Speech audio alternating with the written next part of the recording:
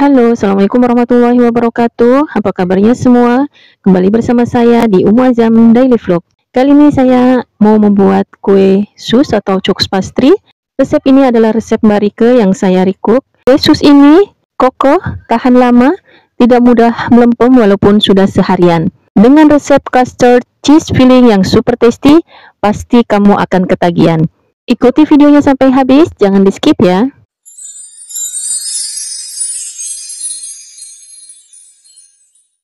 Bahan-bahan yang diperlukan adalah 400 ml air, 200 gram margarin atau salted butter, kemudian 2 sendok makan gula pasir,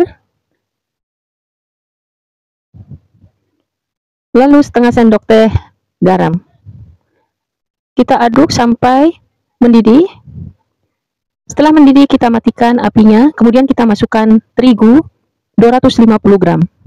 Kita ayak agar tidak bergerindil. Kemudian kita aduk. Saya menggunakan terigu serbaguna atau tepung terigu protein sedang. Lalu kita nyalakan lagi apinya. Kita aduk terus sampai matang. Tandanya adalah adonan ini tidak lengket di panci. Setelah itu kita angkat dan kita pindahkan ke tempat yang lain.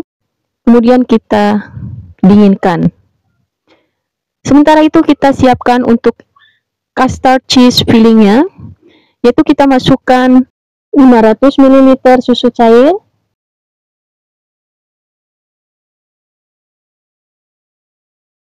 kemudian 50 gram gula pasir, lalu 1/4 sendok teh garam.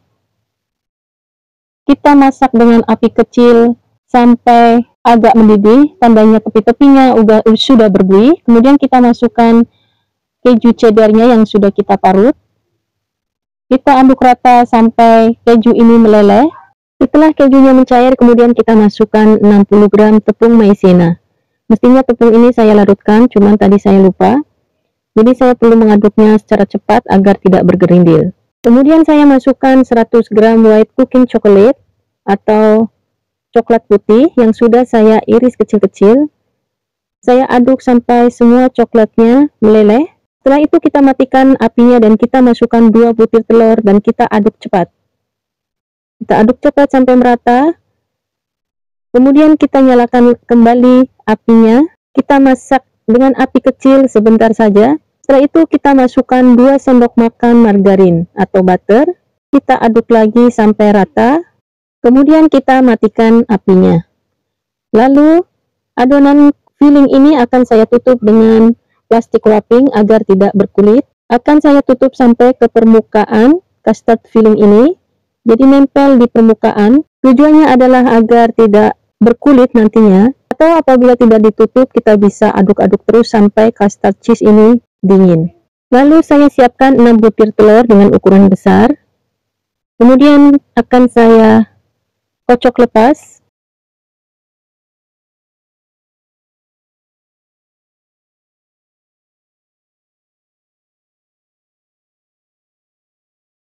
Adonan kulit sus yang sudah dingin akan saya mixer dengan kecepatan rendah. Bisa juga diaduk dengan spatula saja tanpa menggunakan mixer.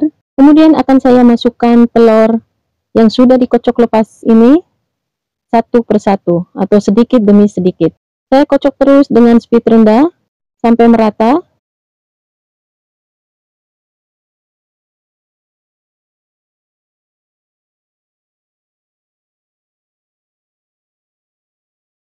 Kita masukkan kocokan telur sampai kocokan telur ini habis. Apabila adonan ini sudah berat, kita bisa menggantinya dengan spatula. Jadi dari awal juga bisa kita cukup dengan menggunakan spatula saja tanpa menggunakan mixer. Ini karena membantu saja agar cepat, jadi saya menggunakan mixer. Saya aduk menggunakan spatula kayu sampai merata, sampai menjadi kekentalan yang kita inginkan.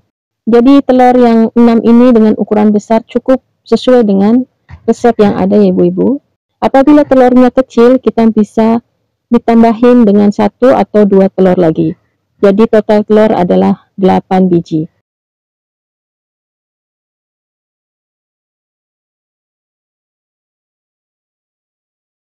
Kita aduk sampai menjadi kekentalan seperti ini, yaitu kekentalan yang cukup agar bisa kita semprotkan ke loyang. Setelah itu, akan saya semprotkan ke loyang. Sebagian saya menggunakan cetakan pie, namun saya mempunyai sedikit saja, jadi nanti sebagian saya langsung semprotkan ke baking pan. Hanya dengan menyemprot seperti ini, saya menggunakan sprit yang cukup besar, jadi mestinya kita bisa menggunakan sprit dengan ukuran 22. Di sprit yang saya punya, saya lupa naruhnya di mana. Lalu ujung-ujungnya kita ratakan dengan menggunakan tangan yang kita basahin dengan air sedikit. Ini yang saya semprotkan langsung ke loyang. Jadi saya lupa mengatakan bahwa adonan yang sudah kita bikin tadi kita masukkan ke dalam piping bag, atau saya bisa memakai plastik biasa. Kemudian kita masukkan semprotan bintang dengan ukuran 22.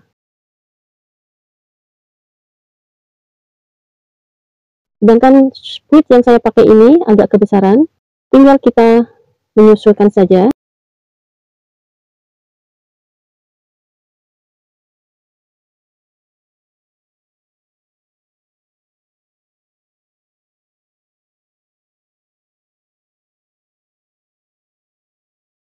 Setelah itu kita rapikan ujung-ujungnya dengan jari yang sudah kita basahi dengan air.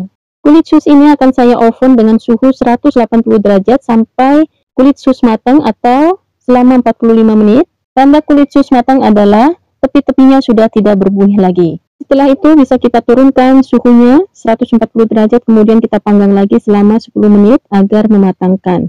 Lalu setelah matang akan kita angkat, dan inilah hasilnya. Jadi dalam mengoven kue sus ini sebaiknya sampai matang merata. Jadi agak kecoklatan tidak apa-apa, karena kita menginginkan kue sus yang long lasting, tidak kempes. Lalu akan saya lubangi pinggirnya dengan menggunakan pisau atau bisa juga menggunakan gunting.